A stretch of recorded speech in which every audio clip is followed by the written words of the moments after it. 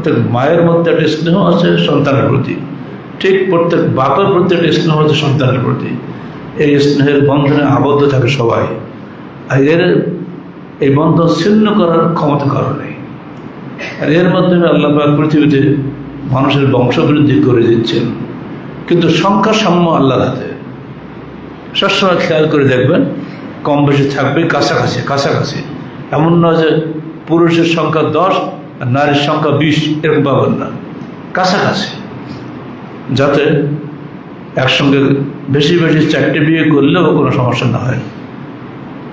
এই মাসনা সুলাসা রুবা বা Islamic ideal marriage bureau, এইসব ফালতু নাম দিয়ে যারা ব্যবসা খুলেছে, এসব টুপি দাড়িওয়ালা মাওলানা নাম ধরে যে হাত থেকে আল্লাহ পাক আমাদের বাংলাদেশের দিনদার মুসলমান মা বোনদেরকে বাঁচিয়ে রাখুন, আমাদেরকে হেফাজত করুন।